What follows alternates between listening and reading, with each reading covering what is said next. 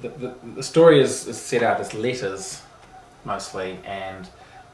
is it a diary or there's letters really? Yes, the character, the android, is writing to her original, or what she thinks is her original, who's Eva Brauns, Hitler's mistress, who she sees as her kind of original,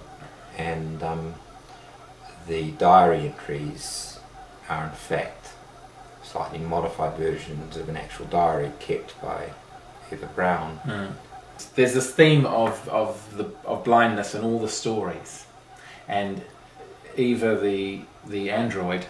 is kind of the eyes of this writer who's been blinded as a kind of punishment for his strangling of his wife. So there's this idea of people seeing through somebody else's eyes. Yes, and also revenge, you know, people taking revenge on somebody who's embodied everything they think is wrong in their society and so on. I guess in this case a kind of patriarchy, of accepted values, and so he, I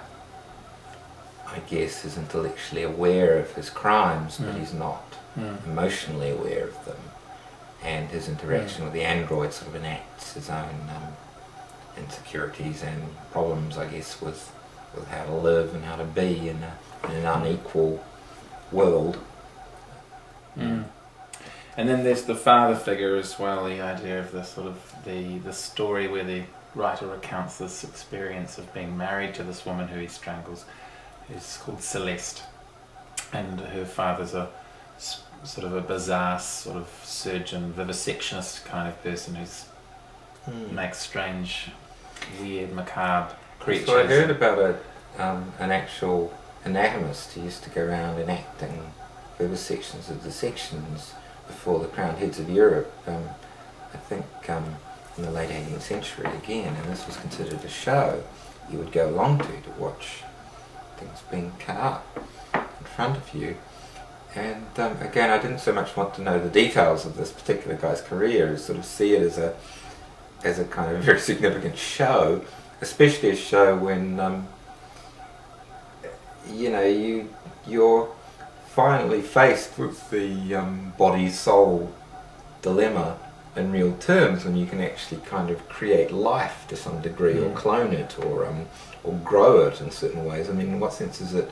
living and to be respected? In what sense is it, you know, disposable? Can you do anything, and can you do that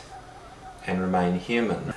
I just noticed reading a lot of science fiction books, which I do, that how intensely one tends to identify with the androids and robots, how difficult it is to empathise with the other characters, and how the robot has automatically got your sympathy from the very beginning. And I was just interested why that was, you know, why we so much prefer cats and dogs to people, and why we prefer robots to humans, and what is it in them, the innocence, you know, the unaccountability that makes them acceptable to us.